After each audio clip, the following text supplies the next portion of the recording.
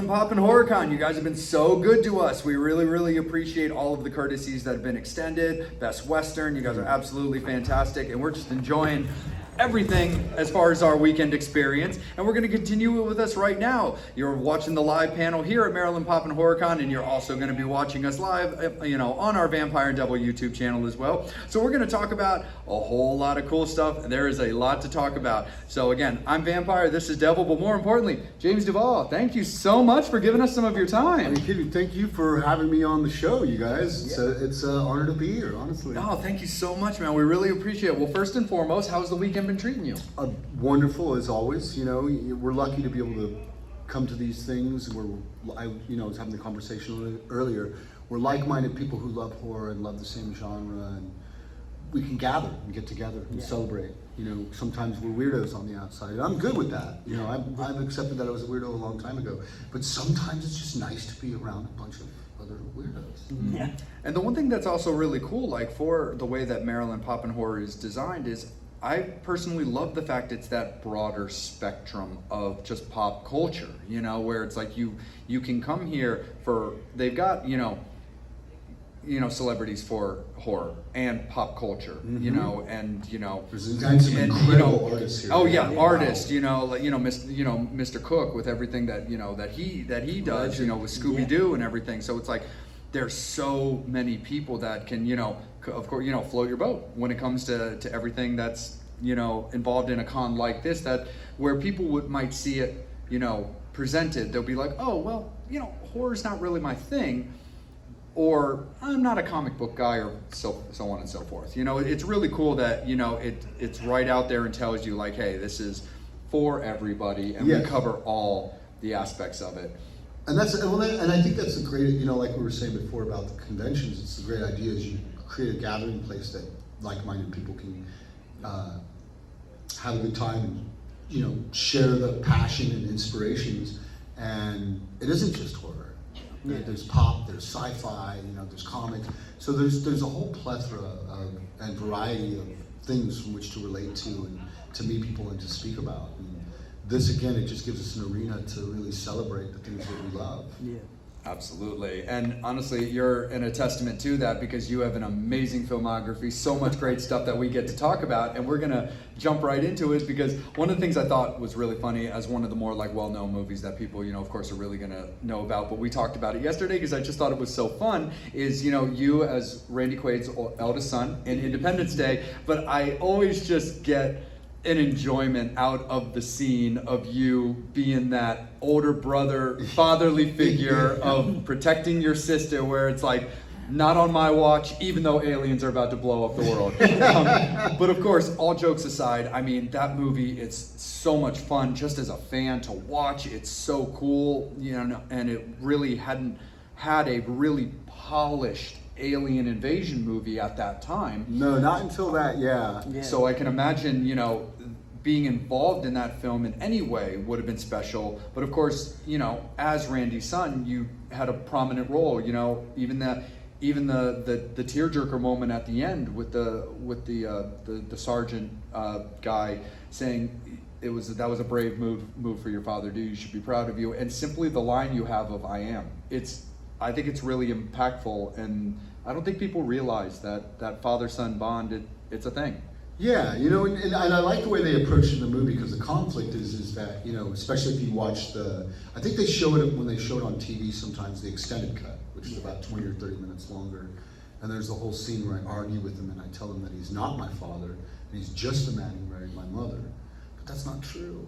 Yeah. The reason why I'm saying that is because I love the man, and I'm upset with him that he seems to me, in my perception of things, falling short in being the father that I needed. Yeah. He's still my father. And at the end, when he flies up to risk his life, not just to save us, but to save the world, then, when I run up, I'm not like Russell. I'm like, Dad, what are you doing? Yeah. And what an honor to share that scene with Adam Baldwin. Oh, yeah. Yeah, he's such a great guy. I mean, even I'll take a scene with someone, even if it's just limited with a couple of lines, as long as I get to work with a luminary like that. And he would tell you, one of the fun things about working on movies like Independence Day or whatnot, and then working with people like Adam Baldwin, is him telling you stories about when he worked on Full Metal Jacket. I'm a Kubrick. Oh, Stanley Kubrick. Kubrick. And what that was people. like, and you hear those stories, and it's like my hair. I'm getting goosebumps under my sweater. I mean, that's the stuff that's inspiring. That's the stuff, you know, when you're making the movies and you're sharing information like that. It's also the stuff that, because you're inspired, it drives you through the scene, through the movie, onto the next picture, and the next picture, and the next picture. And yeah, Adam was definitely that. Yeah, especially someone like Adam Baldwin who has that pedigree of like, you know, obviously the whole Baldwin family. Like it's you know, I've always loved Adam. I always thought he was the one that was the actor that was underrated as far as the family. Well, I think, you know, correct me if I'm wrong, I don't think he's related to Steven and to Alec. Really? I don't think I thought he was one. I thought he was like related to them for somehow. Maybe he wasn't. I think it's Steven, Daniel, Alec. There's a fourth brother. Billy. I don't know. Billy. Maybe he wasn't then. Yeah. No, but it's a common Well, yeah. misnomer. Yeah. Yeah. Because he's just well, you know, Firefly. He's just Well, so yeah. great, man. He's great in everything. He's just a great actor. And it was, you know, when you're working on a movie like Independence Day, which for me was my first big film, and people like Adam Baldwin and Bill Pullman and Jeff Goldblum and Will Smith, and they were all so gracious and so friendly, and it was just sort of, and Judd, you know, I remember walking with Judd Hirsch, who I loved since Taxi. He was like, hey, Yeah. doesn't get much bigger than this. Yes. Isn't this great? You're just going, yeah. Yeah. It doesn't get better than that. So it was like, you know, it really was like a dream come true, working on that movie. And to get an opportunity, so we're doing this sci-fi movie and then you have this emotional moment. And I think there's a lot of really great emotional moments in there like that, that raise the film up from just being an alien invasion movie, but gives it some heart, you know. There's so many like little things in that movie for sure when you talk about like just like moments and stuff, like even the simplicity between like Vivica A. Fox's character when she's, you know, talking with the you know, the first lady, where it's like, yeah, this is actually what I do for a living, but it's not about that, it's about a life for my son. And, you know, little things like that, you know. And then of course Will Smith's character in that same kind of vibe where his, you know, his bro in the military that, you know, they lose in the Harry piloting Connick Jr., accident. yeah. Harry Connick Jr.'s character, where it's like, you know, he's like, look, you're never going to get anywhere to these levels if you marry somebody in this field. And he's like, dude, again, it's not about that. Like, you know, she's the one for me, and, you know, I love Little Man and everything like that. There's, just like you said, there's so many like moments like built in that. But when you also look back at that being, that's such a movie to be like a breakout for you and your first big opportunity. Like, what did you find worked best for you to stay grounded in that environment? Because it can be so overwhelming, especially starting out like young. Well, I know one thing that kept me grounded is while we were filming it, I was filming another movie at the same time by Greg Araki called Nowhere. So I'd film a week on this massive studio movie in Utah, and then one that started in LA. I filmed a week in LA, took my earrings out, changed my part, flew to Utah, shot a week on Independence Day, massive $7 million movie, then fly back to this little $1 million movie, shoot a week on that. She said, Jimmy, you got a tan, what? I'm like, well, I wore as much sunblock as I could. What do you want? I'm in the Utah desert for 2 weeks. Something's gonna happen. But yeah, beyond that, it was one thing I didn't have trouble switching back and forth from movie to movie because they were so different.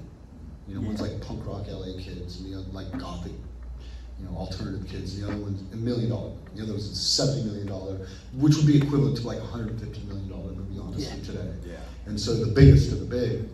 And it really lends itself to that, you know, the actors, the script, the environments on set. And so it was, the way I was able to keep grounded was just focus on the work, really. Yeah. Not focus on the results. So, you know, of course I thought Independence Day would be big and bigger than I actually even ended up thinking about it. But if I think too much about what it's gonna do before I make it, I think that doesn't serve me as an artist or as an actor. So I really, because of Independence Day, because of the advice that I got from Randy Quaid and Bill Pullman and Jeff Goldblum, just asking them, you know, I want to make movies, and I want to act, and I want to be a great actor, and what advice do you have? And the one thing that came out more than anything was just work. Work as much as you can, take what they give you, act. It's not my job to love everything I get, and I won't get everything I want to do, but I will get the opportunities, and what I do with those opportunities is what is going to determine the outcome of the rest of my career and trajectory, me as an actor. And so that's just something early on I really started to focus, okay, if it does great, like Independence Day, that's wonderful. Yeah. And if I do it and it doesn't come out and nobody sees it, that's, okay, if I start thinking of things as a success level, as far as financially or fame, and maybe that's not so good, but that's not what I'm doing. And it's constantly having to remind yourself that as an actor, I'm part of the gear in the engine, but I'm not the engine itself. And like Independence Day, I've been a part of really big movies that a couple of years later nobody cares. And I've done these little movies that no one saw that 25 years later they love. And everything in between. So then you know, for me, it's almost like this from life experience and wisdom. What I picked up is that it's all about a lifelong body of work. Yeah. But what I can do, since I'm not in control of whether the movie's going to be good or not good, or successful or not successful, what I am in control of is my performances. Yes. Yeah, And me on set and what I do. And so that, since Independence Day, thanks to the actors, thanks to Roland Emmerich and Dean Devlin, the writer, director, and producer, they really did take me under the wing because I was 22 at the time and young and impressionable, was really just trying to take in the best advice I could take so I could have a fruitful, lifelong career. And I really think that those guys, all of them had it together, and it really, I carry all of this, all these tools they gave me to this day. Oh, yeah. And so that's how I'm able to kind of maneuver around that, you know, with the idea that sometimes you make a movie that you love and no one sees it. Doesn't mean you didn't make it or it didn't happen or that experience is negated or doesn't exist. Not at all. It becomes part of me and my makeup and who I am and, you know, how I act and treat people and treat myself. And so all of these things I kind of try to look at as like, and not just as an actor, but throughout life, you pick up these things and you're always building your character. I like this builds a strong character. This takes away from me. I don't think this is a good character trait for me, not just as an actor, but as a human being. Yeah. Now, if I can be okay with myself as a person, then it actually is easier for me to act. Yeah. You know, I'm not shy to say it. When I was younger, I went to therapy for years, and it did help me. But you know, it was sort of, I remember my therapist telling me in my early 20s, it's like, what, do you think that you need to be screwed up to be an actor? Because you kind of realize, you have to understand at some point down the line, that if you're screwed up, you're only going to be able to play screwed up people. Because you don't know what healthy is. Right. You don't know what that is. So then it was about, well, I'm not this type of actor, or this type of actor, this type of person.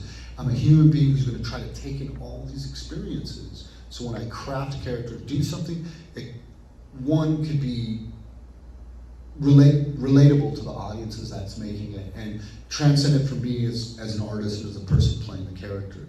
Hopefully, you know, and I don't mean to sound cliche when I say this, even with this ridiculous, stupid little movies, but I like to think that each job I do and each experience that I have enriches me as a person, as an individual, and as an artist. And what I have found after all these years is now, you know, I've been very fortunate where I'm doing 11, 12 projects a year, 13 projects a year. I'm playing in a couple of different bands. Just played a show with Jane Jensen, who is Juliet and Romeo and Juliet. So our band is her backing band. Oh, nice. Yeah, we're gonna do something for Lloyd Kaufman's birthday, July 31st in LA. Oh, nice. To celebrate it, and then we're gonna play a show. But you know, She's been on the show. Yeah. She's one of our alumni. so then you understand full circle what it's like for me to meet someone and work with someone like that who was around when I was making movies, doing stuff that I admire and that I love and that I'm inspired by, and then to be in her backing band and so movies and music and everything coming full circle. You know, I honestly could be more thankful. I think I'm very fortunate. Very lucky. Speaking of that, Devil and I are goth industrial people, man. So it's like all that style is so up our alley. And then the band that I'm in with Shock, that's her backing band. It's like a post-punk, cold wave goth rock band too as well. Yeah, and I love. And what makes it great is I love the music. Yeah. And then the main band I play in is with Richard E. and the Future Set, and that's also like, I'm lucky to be out there doing this stuff, and a lot of it is because I just put myself out there. Yeah. You know. Absolutely. Yeah. Speaking of, like you said, speaking of some of those smaller, you know, like the movies that you've done before that, maybe aren't the big blockbusters like, we're talking about Independence Day, we'll talk a little bit about Donnie Darko in a little bit, but movies that I like. Well, that was a box office failure. Yeah. Donnie Darko. But like for me, like we'll talk about two, like Generation Doom and May. I'm a huge fan of May. I love your character in May. Yeah. We covered May on our show at a previous episode of when we did a showdown episode. Female killers and Well, stuff like that. little piece of trivia, you know that one of the editors on May was Ryan Johnson. Yeah. Yes. And we had a screening of May last year, and I remember when we were doing it, I loved making him and Lucky and everyone crack up. And then when I showed up, and I hadn't seen Ryan since before Brick, so I hadn't seen him in 20 years. And it's amazing because he's been so successful. He's still the same guy he was when we were editing May in the early 2000s. He's a great guy. Yeah. My God, I love that man. And to remember and recall the experiences when we sat down together and we started talking about the movies, and it was so fun to go back and, kind of just when we were all, I'd been doing it for at that point 10 years, but they were still starting out. Yeah. And to talk about those early days and see how far everyone has gone since. Yeah. But I just loved your character in May because it's just like you got put back to the wrong apartment. You're thinking, you're like, is it hot in here? And you show off your tattoos, and unfortunately the tattoos were your downfall. Yeah. Because she needed to take some of those for her doll. But talk about working on that, especially because like you said, going from Independence Day with big blockbuster to working with her and stuff like that in May and stuff like that. Talk about working with Angela Bettis on that. Well, that's also so there's a very interesting circle that exists here too, in the sense that when we had originally done Doom Generation, we cast Jordan Ladd, and her mother Cheryl Ladd pulled her out, said no fucking way she's doing that movie. And then, can I say that? And then we cast Angela Bettis, and she passed. And so I almost worked with her before, because she'd done a movie with Jonathan Sheck from Doom Generation called The Sparrow, I believe. Okay. And with Franco Zeffirelli. So he knew her as well. So when we had started working together in May, we'd already met, we'd already almost played boyfriend and girlfriend together in the Doom Generation. Was that for the role that Rose McGowan played? Yes. Oh, really nice. Well, and so there again, you can see it's like you have all these people come in, but once the movie gets made and you go back and you watch it, and I can't imagine anyone but Rose playing that part. It's a similar thing when I, not to switch gears really quick because it's on the same subject matter, but when I did Donnie Darko, the way I got involved with Donnie Darko is I saw Rushmore and went to my agent and said, give me a movie with this kid, Jason Schwartzman, he's amazing. Yeah. All right, he's doing Donnie Darko. He was Donnie Darko when I auditioned for it. When I got the part and I signed on, and then he fell out. Yeah. And then they got Jade, which again, the rest is history. You can't you imagine. couldn't imagine. It would have been a different movie. It's like people that don't really realize, but like Back to the Future when they filmed all It that was a stuff. different movie with Eric Stoltz. You can watch it. He's not that he's bad. He's just not. He's not funny. It's just He's like different. dramatic. It's Yeah. a different It's role. a very like when he's scared, you're like almost scared with him. When Michael J. Fox gets scared, you laugh. Yeah. It's funny, and so I think that's the thing because you can't take away. It can't be taken away that Eric Stoltz is a phenomenal actor. Oh, yeah. Yeah, and so as you're saying, and as we all see, not just as the podcasters and artists up here, but the audience members and everyone who's listening to us, it's like it's very interesting to see the way these things turn out because you have all these really talented people involved, and it's kind of like again that saying in life where it's not just about making movies anymore, but things turn out for the better because that's how they're supposed to turn out sometimes. Whether you're making a movie or going to college or you lost that job or this relationship ended or this relationship started, whatever it may be, is looking at it and having an idea of where you think you want things to go, and when it changes, that's actually what made it. Yeah. Not what you thought, but what you didn't expect, what you didn't see, what you didn't think was coming.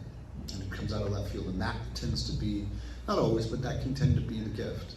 I would say, even with the Doom Generation, what were your experiences? Obviously, working with Rose, and like I said, she obviously just before she got big, Scream and all the stuff that she did in Marilyn Manson, how was it like working with her on that movie?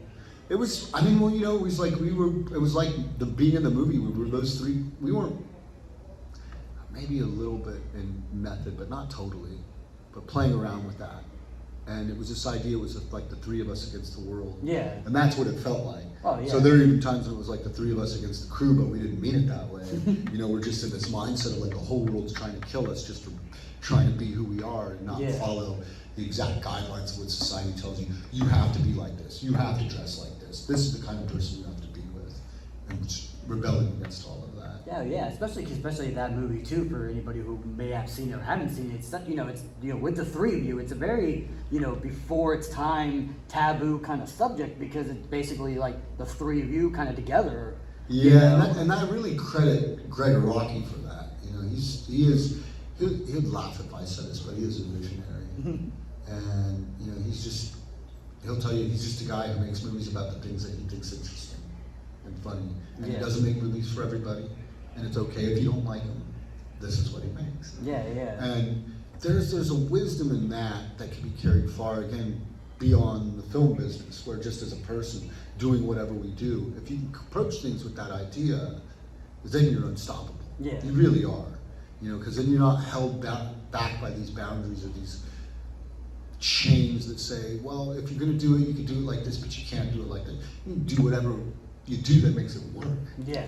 It's like all the great geniuses that we have learned about from the beginning of history have all broken the rules. Yeah, exactly.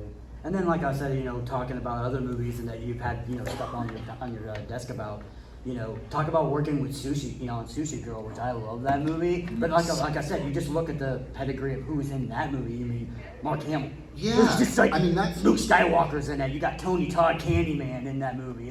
It's one of my. People ask what's one of your favorite movies to work on, and I'm almost at 200 movies now. Excuse me, and I've been very, very fortunate. But I gotta say, Sushi Girl sticks out. It sticks out, and partly because it was all those people, but not just because those people came on. When those people came on, they were, again, it's that experience of working together and collaborating, and they were so wonderful and so happy to be there and doing everything we could to make the best movie possible. And there's no other greater feeling than when you're working with a team and everyone's doing their best to help it raise it above the bar. And that's, I think, in anything, again, I'm an actor making movies, but it translates to anything in life. That's what we're all searching for. That's that end all be all kind of moment. And then when you have it, you want to repeat those moments. Yeah. You want to keep doing them. And that's literally what Sushi Girl was. Showing up to set every day, and it's Mark Hamill, Tony Todd, and Noah Hathaway, David S. Malsh, and Andy, because I'm like, I know who everybody is in this movie except for me. Michael Biehn and Danny Trejo and Jeff Fahey. It's wild. And they were all incredible. There's a point, it was funny because when we, they only came in for like a day, and then when we were screening, I think it was Fantasia Fest. Is that the one in Canada? I think that's Fantasia. Yeah, it was. Yeah, I think it was, and it was. Michael Biehn watched the movie. Like, if I knew the movie was going to be like that, I would have paid more attention. I'm like, well, one, you were great, and two, that's hilarious because it's like, again, you're not thinking. You shouldn't be thinking of it like I'm making a hit movie or I'm not. Oh, it's a crap movie. You got to go in and do the best you can, and try to craft the character that's given to you in service of the film, and that's what he did. Oh yeah, and then like I said, one question that I'll ask before I give it back to Vampire. With doing Donnie Darko and stuff like that and being such an iconic film that people love now, what is your take on coming to these cons and seeing how many people cosplay your character from that movie? Well, it's wild because it's something that's been growing. There wasn't a lot of it because the suit's kind of difficult and the mask is a bit difficult. And the company that has the rights did not release a very good mask or suit. Not accurate at all. So the fans have done a much better job of recreating that. So honestly, I'm moved and taken aback because, I kind of mentioned it earlier. When the movie came out, it was a massive failure. When you look at Spider-Man or these #1 movies, they're like, oh, we made $100 million in 3 days. It's like, well, we were in the movie for 3 weeks and we made less than $500,000. No one saw it. No one cared that did see it, nor did they get it. I had one friend tell me, oh man, I thought the movie was really good until you took the mask off. I was like, oh man, that's Jimmy, man. It took away the mystique. So I'm thinking about this like that. It's too bad because I love the movie so much. I love the script and I love the movie. Now, to clarify, this was like right after it came out, and I was so proud of it. I'm still so proud of it. And it wasn't, maybe I was walking through a Staples, Home Depot or something, Office Depot or something like that, and I was walking through and I just hear this Frank. And I look at the guy, it's a security guard, and nods and goes, Frank, love Donnie Darko. And I'm thinking, wow, man, you saw that? He's like, yeah, I loved him. Like, yeah, you and 50 other people.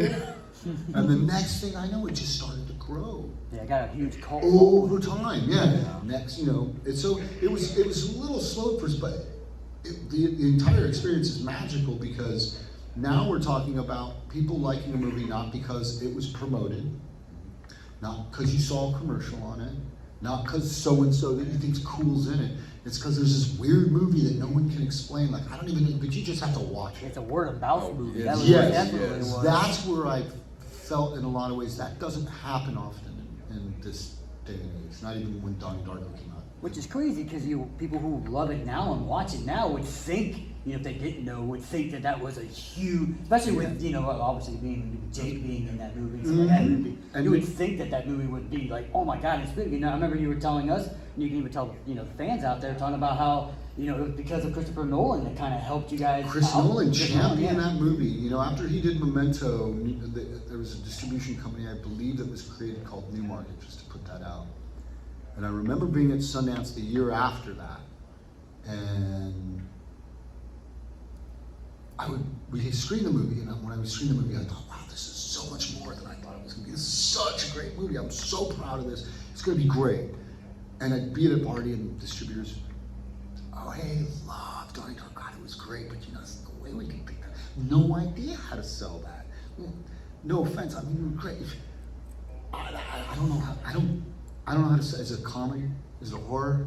Is it a love story? I don't know how to sell it. So every distributor was like, if it's not an easy sell, hey, this is a slam dunk. Go watch this horror movie. Rip your head off, and so you couldn't say it was straight. You couldn't say it was straight anything. Yeah.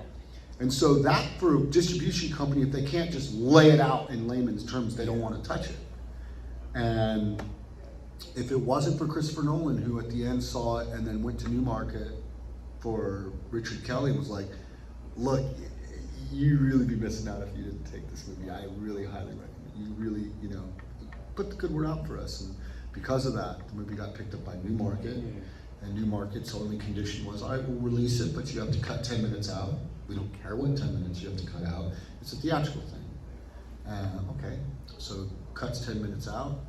That's the original theatrical cut. Comes out, disappears in 3 weeks, came out in November 2001. So the last thing that anyone wanted to see was a jet engine crashing a house after crashing into buildings. So that really didn't help. So we were talking about timing earlier. Yeah. There's one of the perfect examples of bad timing. Yeah. Couldn't be more bad. And so, it was at that point I thought it was just going to disappear. Because I've done other movies that have done that, only to reappear later on, and with much bigger following than before. So that's always a surprise, and you don't expect it, you don't plan for it, but when it happens, it's a wonderful gift. And Donnie Darko is probably easily the biggest one of those all when it comes to that. So to be part of this massive failing, it doesn't go anywhere, and then because of word of mouth over time, and just the course of a few years, you have this director's cut, and now it's highly revered and respected. And it's just weird to go 360 degrees. You get dizzy almost trying to keep up with it. Oh, yeah. So then as an actor, that's where I go back to again. It's like I just try to focus on the work and not focus, that's their job, promoting it. And if it does well or not well, or how many theaters, I just really can't focus on that stuff. Oh yeah, I mean, Devil and I were admiring this matte black fan poster that we saw got brought to your table yesterday. Yeah. We were walking by and I'm like, that's cool, because as collectors of in our own right for the stuff that we're very passionate about, one of the things that I've learned over the years is 8x10s are great, but bigger things that you can add to, whether you add to them or not, that take up the same amount of space as they ever did is just kind of awesome, and I love big Oh, display pieces. they have to tell me to stop, otherwise I'm just gonna, it's like, there's too many empty spots here. Right. Oh, no, and we were And talking we've about had- that yeah, too, we've had because people like that. We've met Lou Temple. And my Lou's girlfriend. great, I love Yeah, Lou. Lou Lou's writes great. like a War and Yeah. Peace novel Yeah. on He them. has the Devil's Great. Pretext poster. He literally has the whole entire girl signed on there. I'm like, well, they took out, that just took a half the real estate now. Yeah. Danielle Harris is another one. Yeah. He takes a lot. Love of space. Danielle His too. wife in the movie couldn't even sign on Yeah. her On her. picture because Yeah. he took up the entire length of her body. But like, it's crazy with that, because also that's just another movie also in your career that has an amazing cast, an amazing bulk cast. I mean, one of the people that was in that movie that I fancy is Jenna Malone. Yeah. Because at the time that she a was fantastic doing actress movies, then. yeah. Oh, yeah. Wow. But I mean, when you just look at the movies that were clumped in that time, like I'm a big fan of Saved. I just really love I remember the when that style came out, of yeah. that movie. And Remember coming out and being like, well, of course Jenna's in it, it's gonna rock. Right. It's like, without a It's a doubt. Jenna movie, like, Yeah, it's it's gonna gonna rock. be But Mandy Moore was great. yeah, but even that one was a crazy one too, because I mean, you if you're going into that movie blind, then all of a sudden, bam, there's Mandy Moore, there's Macaulay Culkin, who you Culkin, probably yeah. haven't thought of in a little while. Yeah. Insane. This is totally like subversive little film. It's just this idea of basically, very hardcore Christian community, premarital sex, pregnancy, and how to hold it discreetly while making those decisions, losing your clique, gaining a new clique, and everything in between. But I just think Jenna is an amazing character actress who I really haven't, like, I'll pay attention to what she's doing right now, but just, it saddens me that I don't hear her name just more consistently now. Yeah, well, I can definitely say she's working steadily and Yeah, she's yeah. doing some great Oh, work. yeah, But oh, yeah, I would like to see things more Jenna Malone bigger, centric. yeah. I'm, she's got that movie star thing for sure, but she's not a movie star. She's an artist. Yes. In every sense of the word, she just happens to have movie star qualities, from acting to music to her painting. I haven't seen her in years, but she's one of my favorite actors out there, period. It has been. I was so impressed by her. When Donnie Darko, she was 15, turning 16, she was emancipated already, living on her own. She's more mature than I was at 22. Made me look at myself going, what am I doing? Yeah. In a positive manner. Yeah. But I've always felt that she's probably one of the more powerful artists out there today. Oh, definitely. Yeah, or like a little bit of a cut above the rest. Yeah. Oh, for sure. And one other thing too, when it comes to Donnie, for your particular character, that I definitely wanted to ask you about is just how do and did you approach a character like Frank the Bunny, knowing that you were in a suit behind a mask and where body movement and positioning on camera was going to be your biggest assets to your portrayal and and people remembering your character. Well, it's interesting, because when I first got the script and read it, it just said 6 Foot Bunny, so I'm thinking, oh, I'm Harvey. Easy. So Harvey's like his guardian angel, right? So I'm his guardian buddy, Jake, so to speak, or Donnie's character. And I went in to do the fitting, so it all came in pieces. Then I went in to do the fitting, and I'm getting in the suit, and they show me what the mask looks like, and that's when I was like, whoa, okay, this just became a slightly different film. But, it hasn't changed the motivation of who my character is. And as I read more and more of the script, before we started to shoot, then it really started to come together with me who I was and what I was playing and my relationship to Donnie. And so it's important for me to establish that, not just in that movie, but all movies. And so who am I? Why am I there? What purpose do I serve? Well, I'm his older sister's boyfriend. Yeah. That's exactly who I am. And my buddy suit is my Halloween costume that I drew, that I get shot in, so I remanifest in it. It's not a supernatural character.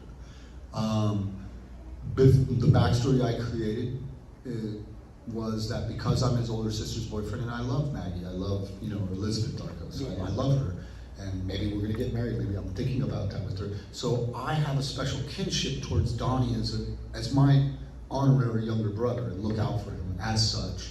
And that's the relationship we have. So by the time you get to the theater, when he looks at me and I take the mask off, he doesn't ask who I am. He doesn't ask what I'm doing. He asks what's happening in my eye, like he knows me, because he does. Yeah. And why is my sister's boyfriend, but that's the bunny that's been calling me out? It's him? It's Frank? What happened to your eye, man? Like, what? He's freaking out. Yeah. Because he's also seen, so when she comes into the room and she's like, oh, my brother told the teacher off, they want to give him a milk pen, she's speaking to me. So you have the idea he's also seeing me with both eyes in real time. You're just not seeing those scenes in the movie. Yeah. Like, for example, in the beginning, when the red Trans Am drops off Maggie's character, and her dad sees her and leaf blows her in the face, look at the car that dropped her off, it's me. Mm.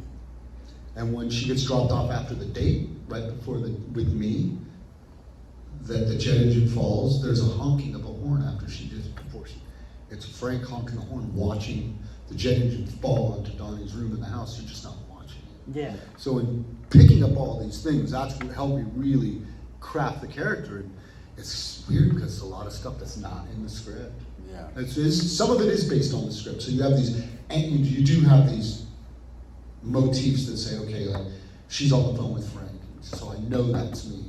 But then, the honking, which is just added in sound later and whatnot, that's some of that I didn't figure out till after I watched it. And that's a testament to Richard's vision and detail, attention to detail. Especially when you watch that movie, you know, the more times you watch it, you kind of notice things like, oh man, that I don't remember seeing that. Mm-hmm. And it's crazy, especially like I said, with that director's cut, it just made it, like I said, it's not less confusing because the movie is always really a confusing kind of movie somewhat. But the time travel will do that. The time traveling and stuff like that. But that director's cut definitely doing it. But you were talking about working with Maggie and stuff like that.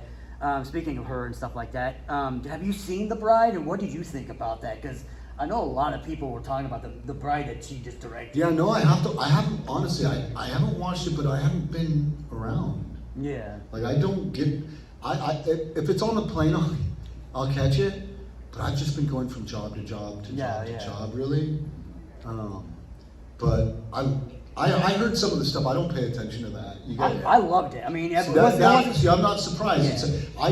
I find it, whether they talk it up too big, positively or negatively, that shuts me down. Yeah. I don't want to hear that. I want to make the decision for myself. To me, it was something I wasn't quite expecting. I wasn't expecting the Bonnie and Clyde kind of 30s. Oh, that's kind of, I didn't know that. That's kind of cool. It's definitely a very 30s gangster film. What? Okay, yeah. In the Frankenstein world. I'm going to go watch it. It's on HBO Max. Yeah, I have it. I definitely I go home after this tomorrow, then I have band rehearsal on Tuesday, then I leave, and I think a week after that to go do Bigfoot, Bad Day for Bigfoot in Oregon. Oh, nice. With Chris Elliott and Michael Ian Black. So I love Michael Ian Black. Oh, We're talking about like the old, the state. I was talking about that when they cast him, because he just got cast. I'm like, oh, we're gonna have a good time on this one. But it's, I have a little bit of off time, so I do have a list of movies, and I need to watch that anyways, because I just, I love Maggie and I love Christian Bale. Oh, yeah. I met him when he was doing research for American Psycho. Oh, wow. And he was a little freaky, and I loved it. Because he was doing research with this writer, Dennis Cooper, that I had met, this very kind of punk rock, queer avant-garde poet, amazing writer. And he was hanging out with Dennis, who I'd met before, and I was just kind of so blown away by Christian, especially since, for me, where he stuck out for me was Empire of the Sun. Yeah. Oh, yeah. And how can this kid, wow, that's just incredible. This kid has the perception of an adult. Yeah. So yeah, there's no way that I'm not going to watch The Bride with Maggie, just based on Maggie and Christian alone. But yeah, there's quite a few projects that are really good, series and movies I need to catch up with. It's almost at the point where sometimes I'm like watching these things because I'm going to audition, I'm going to work with this person, and I need to know. It's important for me to know their work. Yeah. I don't have to, but I feel a sort of responsibility. you know. I think also something too with the bride, because you were talking about timing when it came to like Donnie and Timing is playing important. I think it was pieces, just bad crushing timing things for out. the bride. Because the honestly. bride is also coming out at a time that was actually, Devil and I voted it as our #1 movie of last year. Is it came out not only promotion wise, but even just stylistically released wise at the same time as Guillermo del Toro's Frankenstein. Yeah. Well, there you go. And so they're going to and so I compare think those two I think people were also unfairly. confused. They were like, wait, how many new Frankenstein movies are out right now? And they're seeing this artwork, but maybe thinking about that movie, or thinking about that movie, but they're seeing this Bonnie and Clyde artwork, but they're like, but I thought it was a standalone Mary Shelley stuff. So confusion in release and all that kind of stuff, I think, is one of the reasons why I think The Bride was a little, trickier for people to digest. Hollywood at its best, and then doing its worst. You're right. Hollywood at its worst, trying to do its best. Absolutely. And one of the things that we want to definitely take a little bit of time to touch base on, because we want to make sure that we leave it up a little bit of time for anybody who wants to ask you questions from the crowd, but also allow you to get back to your table to meet all your fans. But definitely talk a little bit about your music, because, an artist is an artist, and there's so many different branches that can come off of that tree. How did you get involved in music in a way where you know that being a performer and a writer was valuable to you just as much as acting? Well, I started playing piano when I was 6 and started to make little songs when I was very, very young.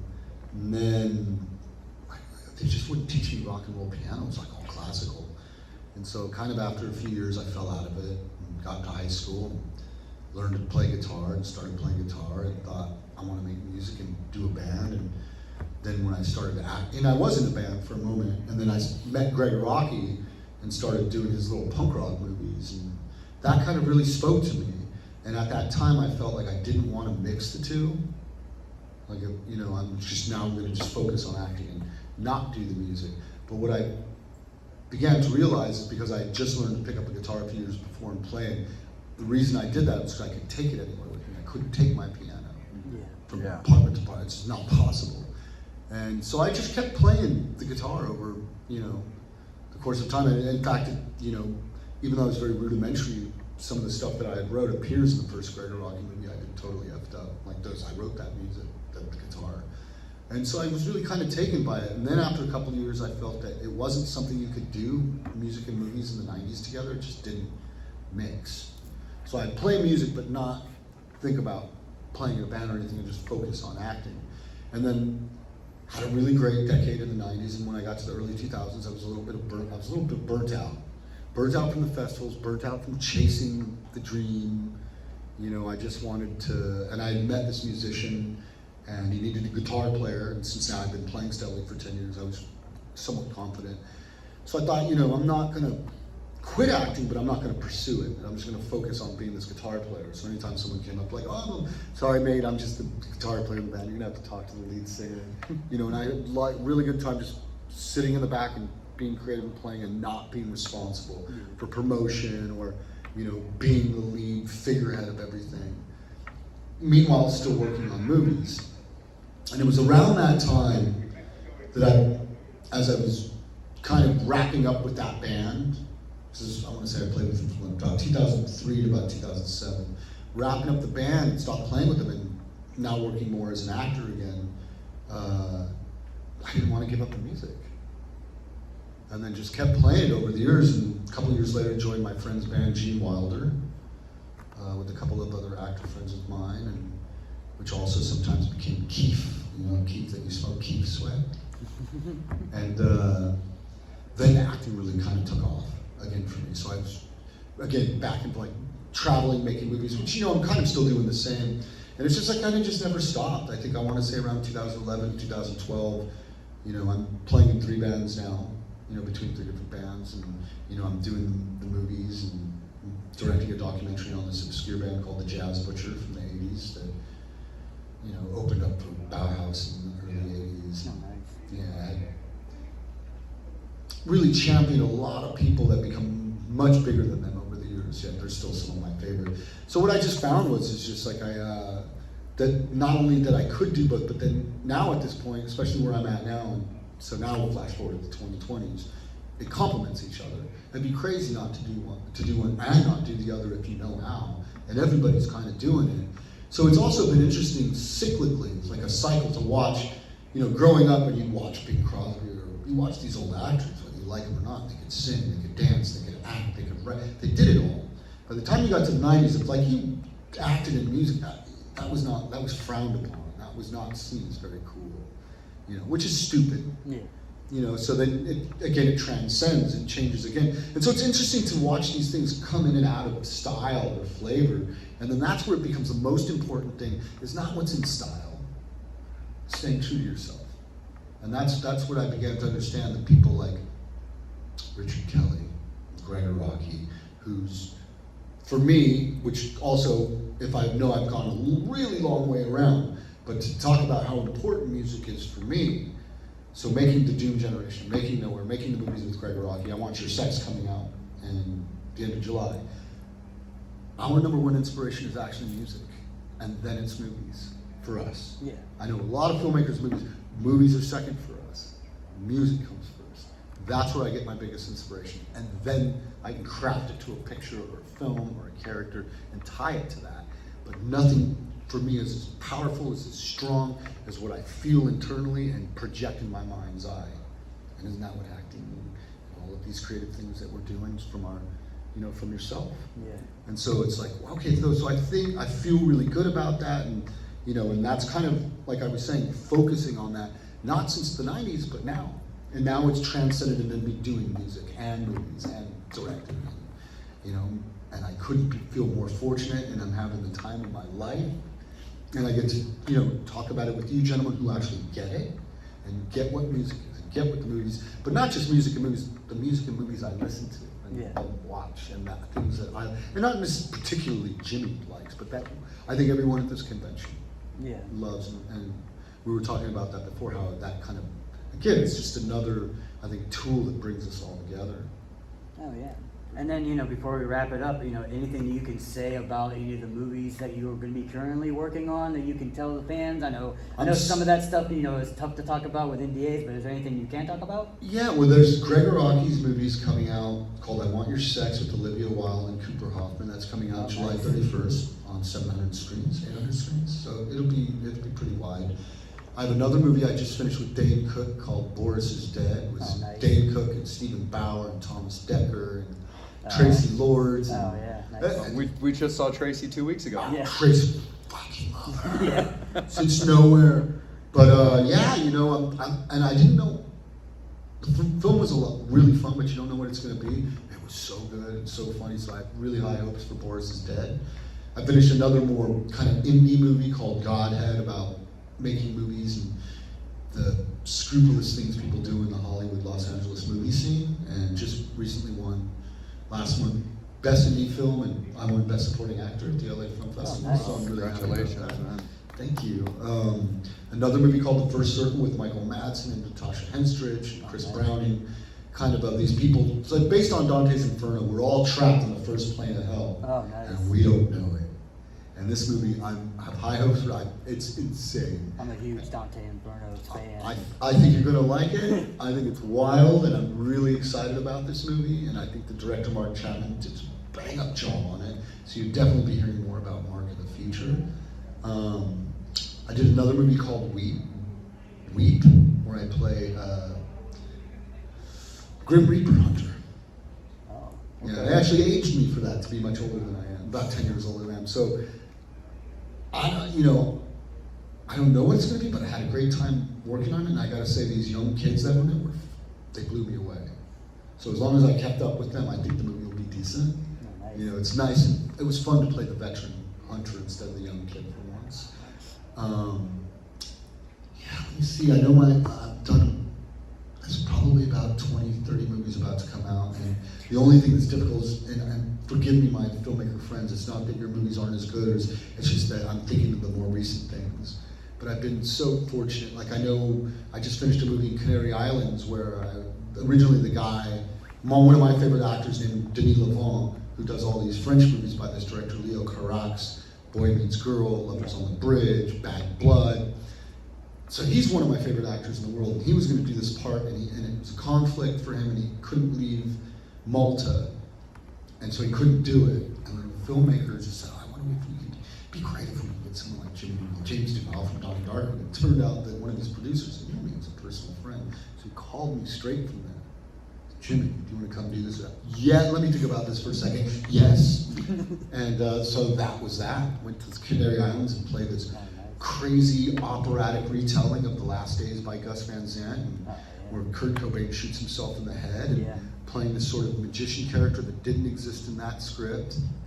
It's very kind of symbolic of bullet in the brain and shooting himself in the head. And so I thought that was really super cool and different and somewhat avant-garde and arty. And yeah, you know, I mean, God, they're gonna kill me. What are all these movies that I've done? I've just been really lucky. I guess I could just go, if you bear with me for a moment, I could just start going through my photo reel, because it just goes back every few weeks, and I can just start going, okay, well. I was in that, I was in this. Yeah, well, it's because this is the last one I did. It's called Before Zero, which is like, now it's just a proof of concept short, but we're trying to, if this is done good, we're gonna keep that first piece and then shoot the other two pieces to be a full feature.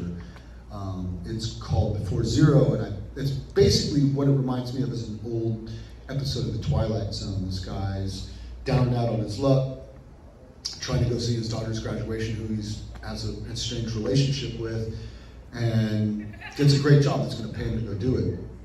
Goes to rob the house, and it's just this weird old watch, antique watch, and he brings it to the guy who hired him, and he won't pay me for it. Says I screwed everything up. Gave me the combination of the safe, told me where everything was, and I come back with that. So he kicks me out, doesn't pay me. I'm now down on my luck in the rain, being rained on, looking at this piece of shit that seemed to ruin my life, and it pricks me and I pass out. And I wake up, and when I wake up, I've already just done my first political assassination with a sniper rifle on the roof. Oh man. Yeah, smoking barrel coming. So I'm on the run. And I go on the run, and I go home, and I see it on the news, I'm freaking out. I'm looking, this pricks me again, and I wake up, and now I've just lynched 5. Like, that CEO, I've just lynched like 5 of them. And now everything is delving into civil war. And so I go to the, go to the guy who hired me, like I'm losing my mind, what's going on. He doesn't want to have anything to do with me. Finally convince him to tell me what happened, like what this is all about, and it's the woman hired him to hire me still on purpose. So I have to go ask her what it's all about. And it turns out that her father was the owner of that watch before. And that watch has moved from person to person. Lee Harvey Oswald, Hitler. And what it does is that whoever comes in possession of that watch creates chaos in society, creates a complete downfall of humankind. It's a demon. Yeah. And so we shot that first piece, and let's see how it goes. But I thought that was a really great one. That sounds And right. another Southern Gothic one where I play this kind of priest who's sacrificing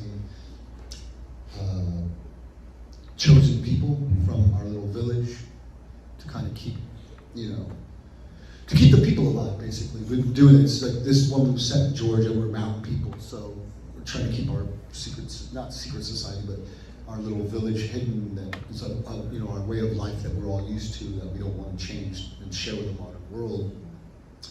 And all under threat because now someone doesn't want to be. They don't want to be sacrificed like that. We've all put in our time and lost people that we love and do it. And so she doesn't want to do it anymore. Let's just say I'm not too happy about that. So I could play a little bit more of a sinister character in this. But there's a lot of really interesting horror projects, drama projects, sci-fi projects, weird comedies. I think I'm going to be keeping this too long if I try to remember the names of all of them. So forgive me, you guys. Forgive me, everybody, but just keep an eye out because I got dozens of stuff coming out. Absolutely, for sure. Well, James, we can't thank you enough for having giving us so much of your time. Are you Have kidding these me? great Thank you. conversations. Thank you for taking the time to speak with me. Hey. I'm like, nobody cares about me. No, man, we care about you. The fans in attendance care about you, and we look forward to hopefully having you on in a future episode where we can have some more fun. Oh, please, I'll be counting down the days until we do that again. Sounds good. Thank you so much again to the fans that are watching live, as well as you guys that are watching on our show as well on YouTube, and we will see you guys for our final panel in a little bit at Maryland Poppin' HorrorCon. So that's going to sign off for us. I'm Vampire, he's Devil, but more importantly, he is James Duval, and we will see you guys really, really soon. Much Horns love. up. Fangs out.